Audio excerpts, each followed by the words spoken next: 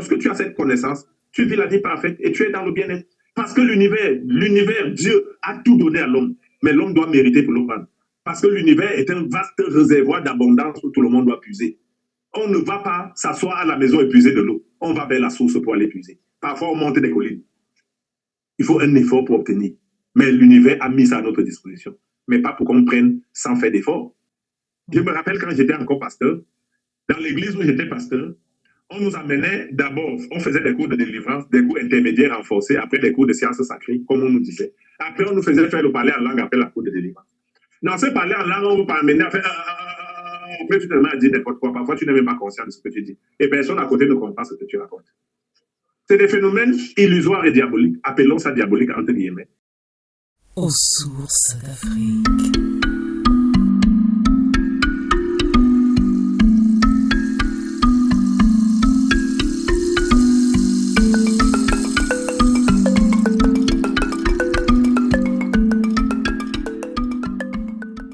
Très bien, mais bienvenue aujourd'hui Maj Alba, grand sorcier africain, guérisseur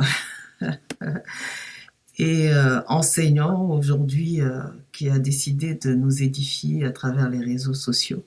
Aujourd'hui, je te convie à parler d'un sujet qui se popularise maintenant en Europe, en Occident, c'est la sortie du corps.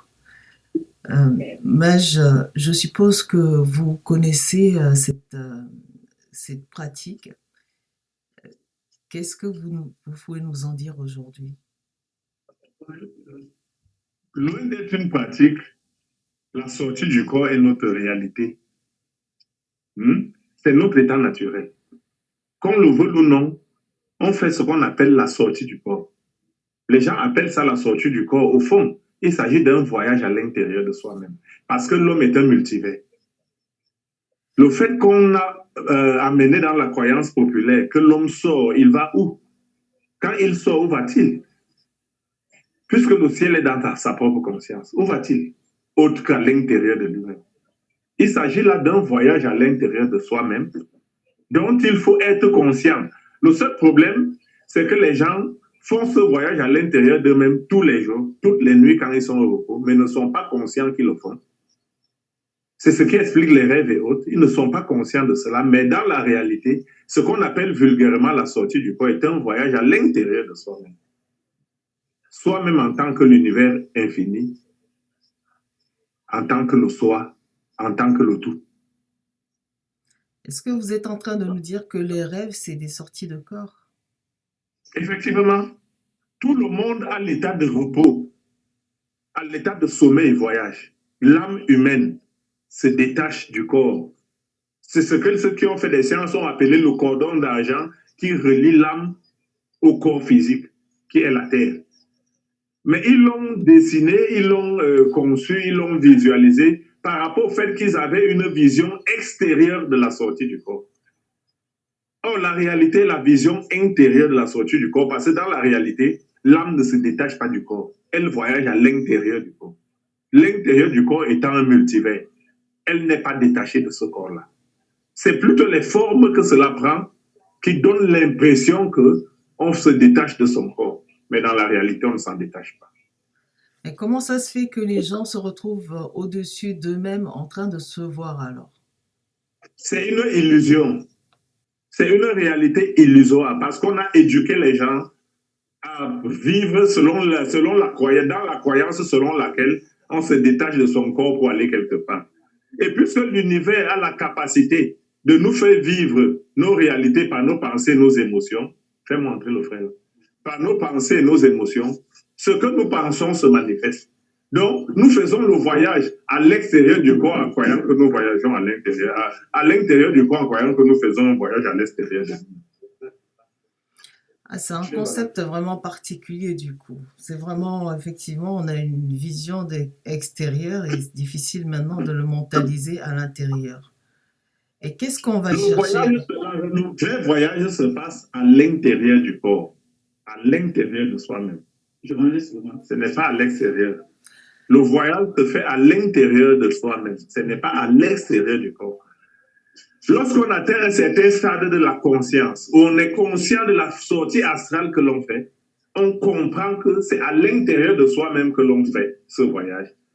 La sortie extérieure n'est qu'une illusion parce que les multivers, le regard que nous avons de l'extérieur n'est que le reflet de notre intérieur.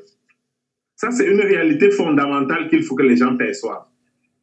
Tant que nous avons l'impression que nous sortons, nous allons quelque part, c'est la réalité purement négative qui fait qu'il y ait des courts-circuits. Ça, c'est des gens qui font dans le vampirisme, qui font des sorties parce qu'ils doivent aller sucer le sang des gens. Or, celui qui voyage à l'intérieur de soi-même voyage dans les multivers. Il voyage de manière consciente.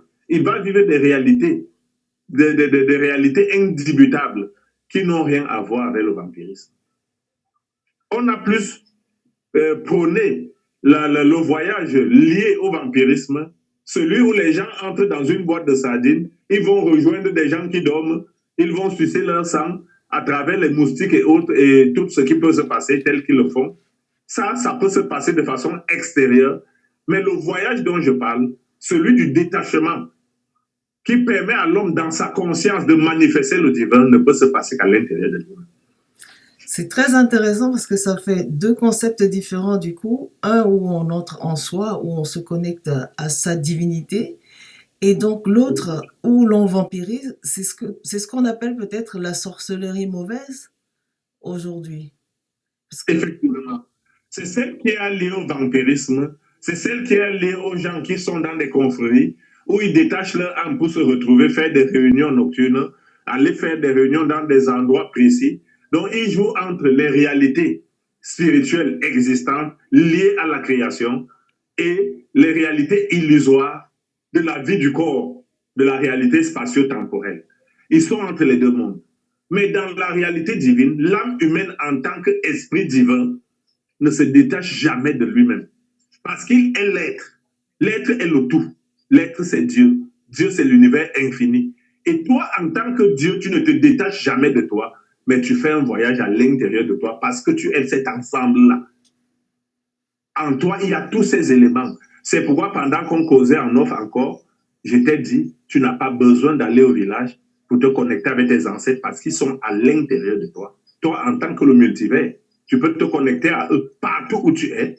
Et maintenant, tu peux te détacher, faire un voyage, aller au village, rester avec tes cousins, être avec tes frères, communier fraternellement dans la réalité spatio-temporelle en buvant une bière, en mangeant de la nourriture pour commémorer ce que les gens appellent vulgairement dans le christianisme la Pâque, la nativité et toutes les autres fêtes religieuses qui existent. C'est des commémorations tout simplement entre les humains.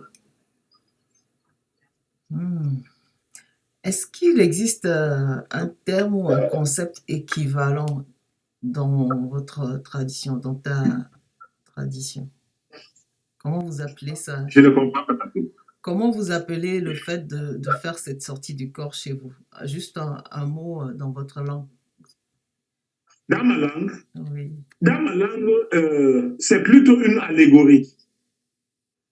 J'entre dans... Ma langue a été, dans nos réalités ont été beaucoup teintées et beaucoup influencées par les religions abrahamiques, particulièrement le christianisme catholique. Et vous êtes d'accord avec moi que le christianisme catholique ne connaît pas la sortie du corps. Dans le christianisme catholique, on apprend à l'homme à vivre dans la croyance d'une certaine résurrection future, à vivre avec son corps de chair sans penser à son corps spirituel, parce qu'il y a un Dieu qui s'est incarné qu'on appelle Jésus-Christ, qui porte tous les péchés des hommes et qui viendra les juger, et soit pour les amener au ciel, soit pour les laisser brûler en enfer. Voilà la philosophie du christianisme catholique et du christianisme en général, tel qu'on nous l'avait amené. Maintenant, nos réalités endogènes, selon nos ancêtres, dans les temps anciens de nos ancêtres, qui faisaient le détachement, qui faisaient le voyage physique, parce que nos ancêtres avaient la capacité de partir d'ici pour une autre ville, avec le corps de chair. Ça, c'est ce voyage. On ne peut pas l'appeler le détachement. On appelle ça ma langue ihum. Ça veut dire que le sursaut, le saut, ça veut dire que tu te projettes pour aller à un autre endroit avec ton corps de chair. Ça existe dans notre tradition et dans nos réalités spirituelles. Ça existe encore, là? Tu n'as pas besoin d'une voiture pour partir de Yaoundé pour la France où tu es. Avec l'IREM, tu te projettes et tu te retrouves en France. Ça existe. Même si c'est dans des petits courants, dans des petits cercles fermés, parce que ça a été considéré comme de la sorcellerie pure. Or, c'est scientifique et c'est spirituel. Maintenant, dans nos réalités, on nous avait parlé de la sorcellerie, et dans la réalité, la sorcellerie, le vampirisme n'est qu'un phénomène du mental. Le simple fait de penser faire du mal à quelqu'un et de faire un rituel pour que quelqu'un souffre, ce n'est pas toi qui vas sucer son sang.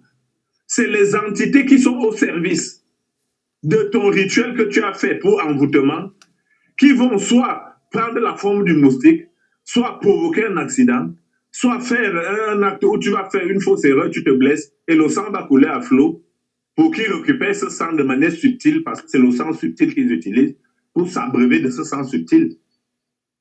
Tu comprends en ce moment que le phénomène du vampirisme, dont on dit même que les gens se détachent pour aller prendre et boire le sang des gens, est un peu hypothétique.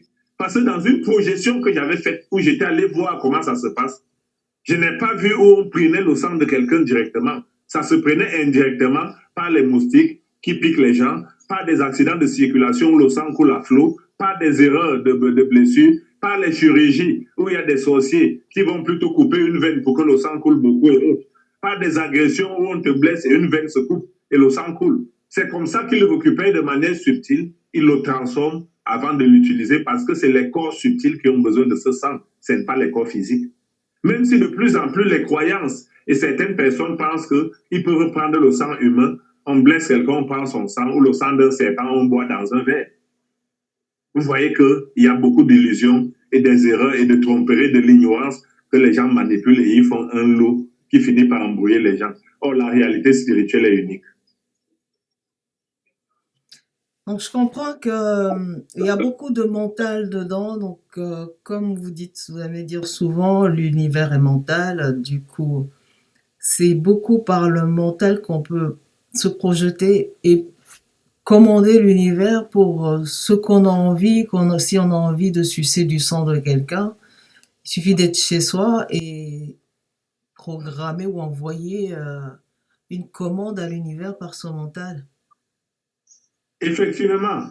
Et maintenant, si la commande que tu as envoyée, l'intention, on appelle ça l'intention, c'est pourquoi on parle toujours de tel mental. Quand le mental est tué et tu envoies une intention dans le champ de toutes les possibilités, et c'est le mental qui envoie l'intention. Parce que l'intention doit être consciente. Lorsque tu as envoyé une intention, elle va se manifester. Et maintenant, si cette intention est négative et que tu l'envoies sur un bétail humain, il sera égorgé facilement. Mais si tu envoies le mental, cette intention, à quelqu'un qui est préparé, qui est solide, tu vas rencontrer un blocage et ça va revenir vers toi sous forme de choc en retour. La sortie du corps, c'est aussi la décorporation. Hein. Ça veut dire, c'est les mêmes. C'est les mots français qu'on appelle décorporation. Voilà. Je ne sais pas comment tu appelles décorporation dans ta langue maternelle. Tu peux me donner le nom de décorporation dans ta langue maternelle? Pas du tout. Tu ne vas pas me la donner. Parce que dans nos langues maternelles, ce qu'il n'y a pas dans nos langues maternelles n'existe pas. Il n'y a pas de décorporation. Il y a unicité. Le corps est un. L'homme est l'être, mais pluridimensionnel. Et à l'intérieur de lui, il prend les dimensions distinctes. Il prend des dimensions directes. Il peut être dans la 3e dimension, notre dimension physique. Il peut entrer dans la 4e dimension, qui est la dimension astrale. Parce que son corps astral est à l'intérieur de lui et voyage à l'intérieur de lui. Visite les multivers à l'intérieur de lui. Parce que le reflet que nous avons de l'extérieur, ce que nous voyons à l'extérieur, est le reflet de notre intérieur. C'est fondamental, il faut que les Africains le comprennent. Alors, est-ce que c'est une capacité accessible à tous ou réservée à des initiés? C'est une capacité accessible à tous. Il suffit de connaître, de se mettre au travail. Mon peuple périt faute de connaissance. C'est dans la Bible, Osée chapitre 4, verset 6. C'est une réalité.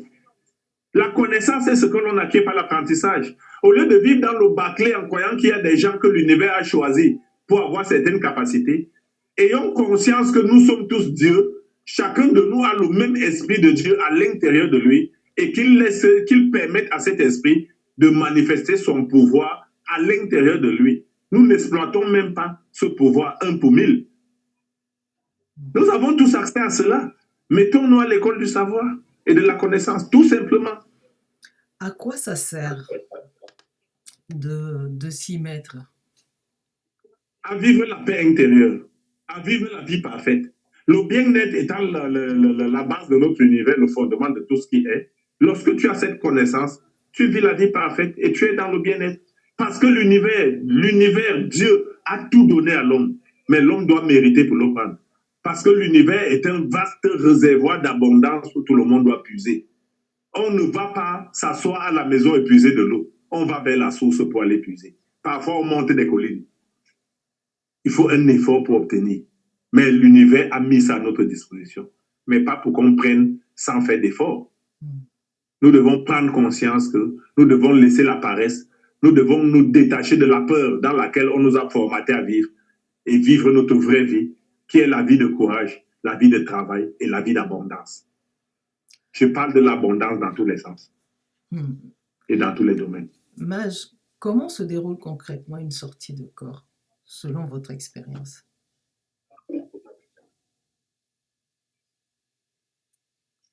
La sortie de corps est une sortie de corps parce que tout le monde sort de son corps.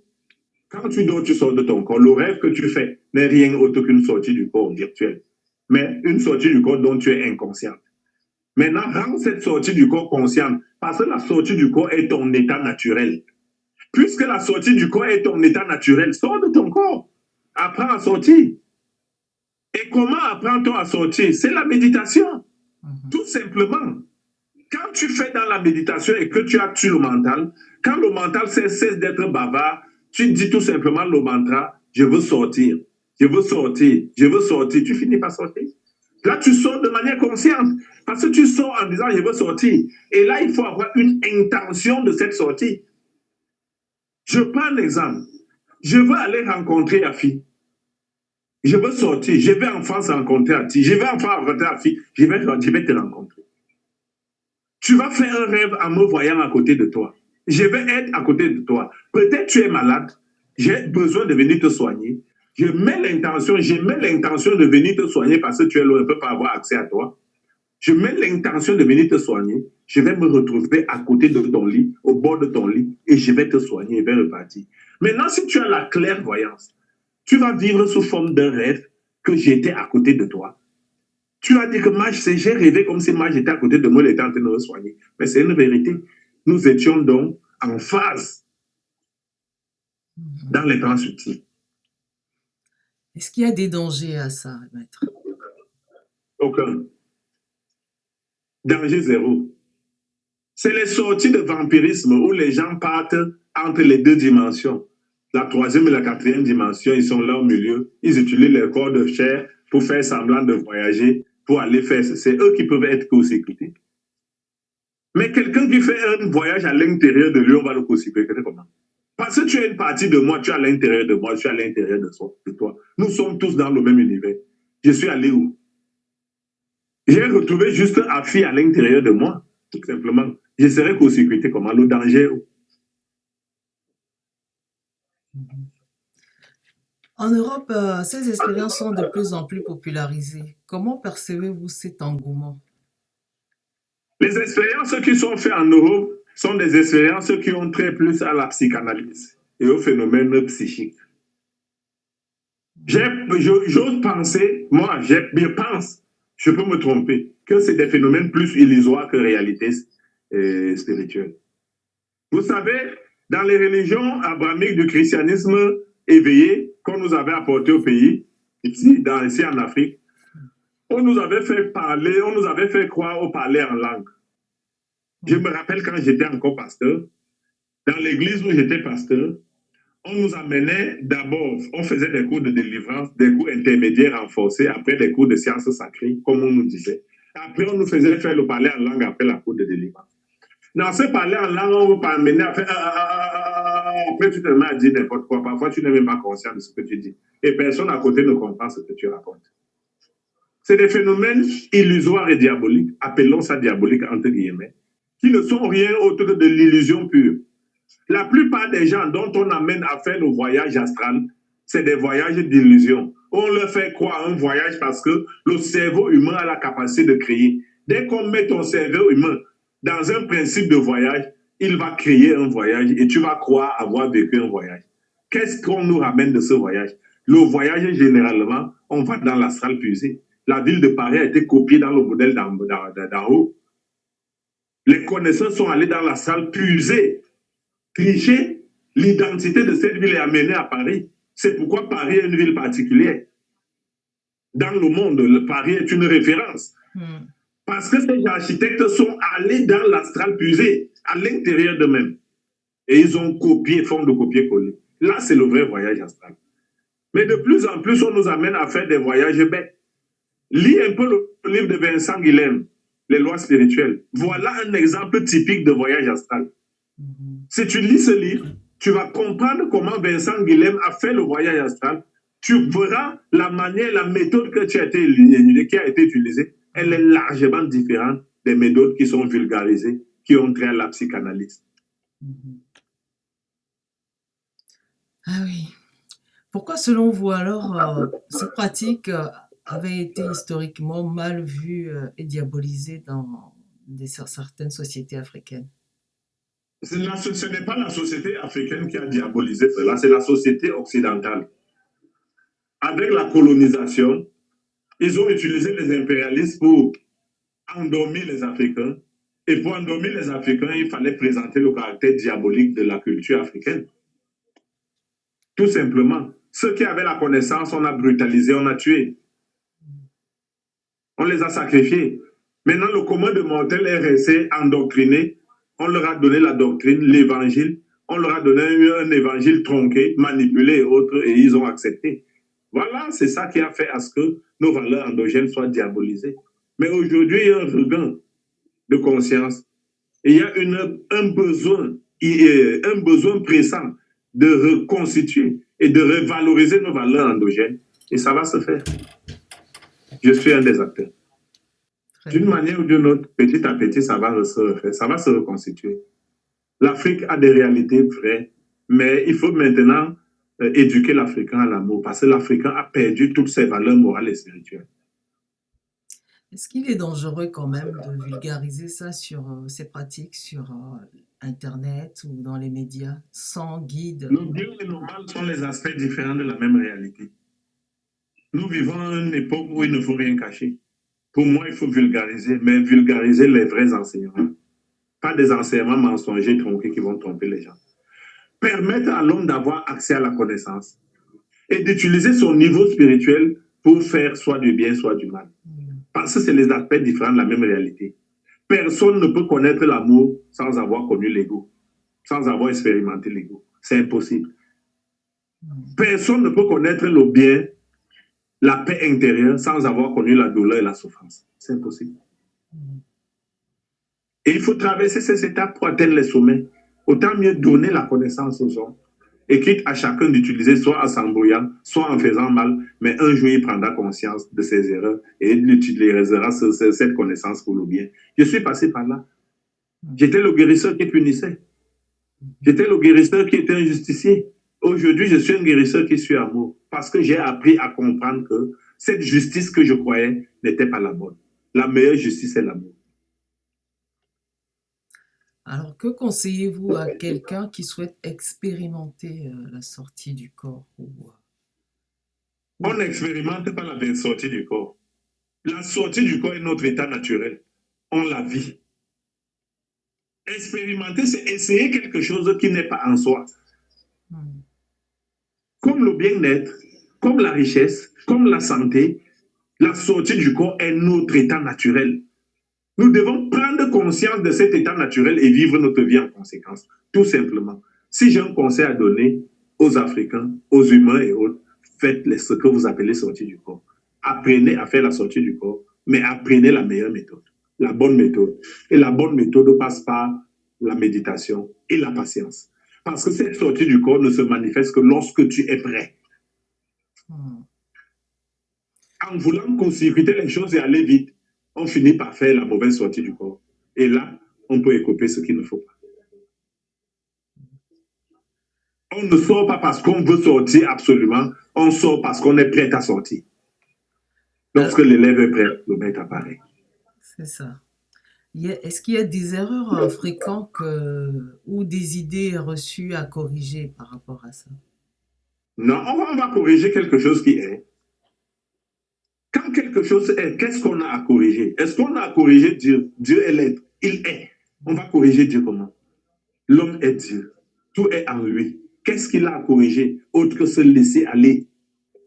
Rester détaché et se laisser aller en suivant le chemin du divin qu'il est. Ouais, peut-être ne pas forcer les choses et choisir plutôt la détente, la méditation. Laisser les choses être, laisser les choses avancer. Et le secret, c'est la méditation. Alors, comment est-ce qu'on peut aborder ce sujet avec respect et discernement, sans heurter les gens? Nous abordons le sujet avec respect. Là où nous parlons de ce sujet. Nous n'avons heurté personne. Nous disons une vérité. Ce que nous savons comme notre vérité, si quelqu'un prend mal, c'est lui qui va décider de se faire heurter. Ce n'est pas nous qui allons le heurter. Ce n'est pas nous. Nous transmettons ce qui est vrai.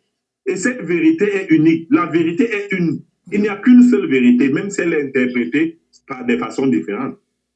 Nous disons la vérité et à chacun d'interpréter selon son niveau d'entendement, selon son niveau de conscience.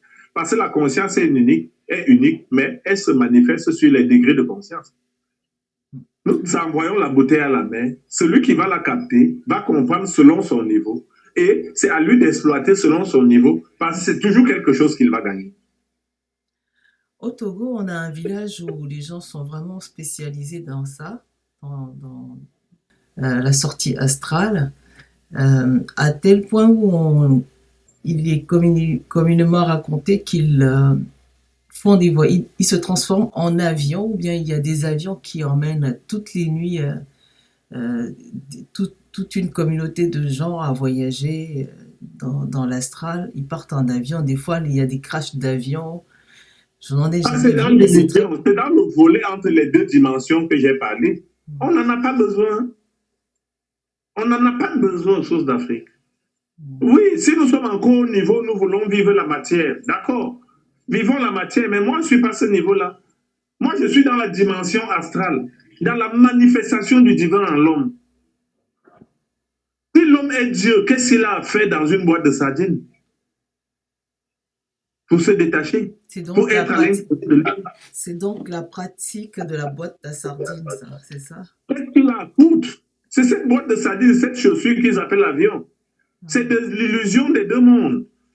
C'est cette illusion qui a été trichée par les scientifiques européens et occidentaux pour créer les avions.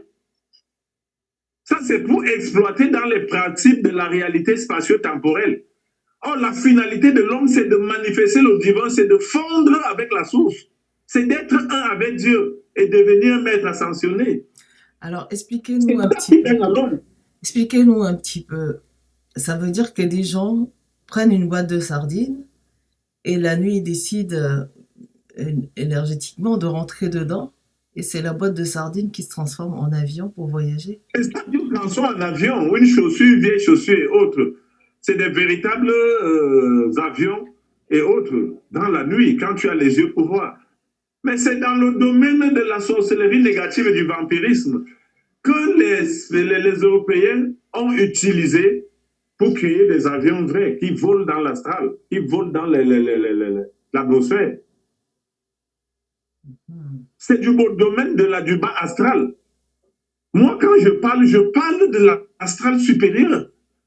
Moi, je suis pas au niveau de l'astral inférieur. S'il faut parler du voyage dans l'astral inférieur, tu as beaucoup de ces spécialistes-là qui vont sucer les gens, le sang des gens tous les jours, qui sortent, qui se retrouvent, qui entrent dans les avions pour aller se retrouver, puis ils vont faire les réunions pour punir les gens. Ils vont mieux t'expliquer ça. Même si j'ai eu à vivre cela à certains moments par curiosité. Mais moi, je ne suis pas dans ce domaine. Je suis dans le domaine où l'homme est Dieu. Et en tant que Dieu, il se détache pour entrer à la source. Parce qu'il sort de la source. Quand il dort, il repart à la source dans les plans subtils supérieurs. Il va vivre l'expérience des plans subtils supérieurs. Il va puiser l'essentiel de ces plans subtils pour ramener dans la réalité spatio-temporelle et venir aider les gens. C'est comme ça que je fais pour soigner. C'est pourquoi je n'ai pas une recette particulière quand je dois soigner un malade. C'est de l'astral qu'on me donne la recette d'un malade. Alors, est-ce que vous pourriez nous donner une méthode de méditation qui pourrait aider à amener les gens à se connecter, à se préparer? La méditation est évolutive. Quand on est un prosélyte qu'on n'a jamais médité, on commence par la respiration consciente. On fait ce qu'on appelle vulgairement la méditation contemplative. Elle consiste à rester dans un endroit calme où on n'est pas gêné. On est à l'abri du besoin. On peut rester assis, comme on peut se coucher. L'essentiel est de ne pas s'endormir.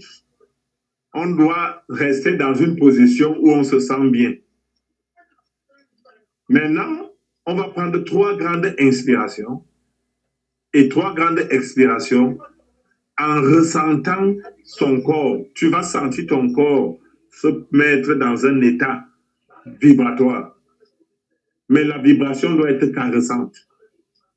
Après les 3 grandes inspirations et expirations, on reste concentré sur le rythme de sa respiration. On respire normalement maintenant, on ne force rien. Mais on doit ressentir l'air entrer par les narines et ressortir, le ventre prendre le mouvement. On va constater qu'il y aura des images mentales et des pensées qui vont s'imposer. On ne s'occupe pas d'elles. On les laisse être.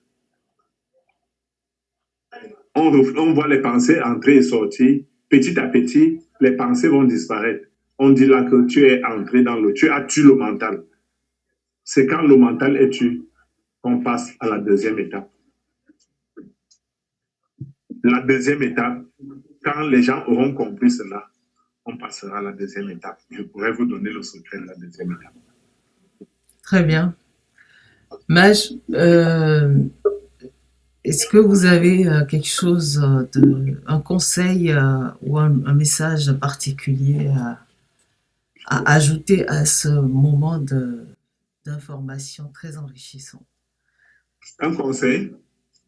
Le seul conseil que je peux donner aux humains, c'est d'être eux-mêmes en tant que Dieu.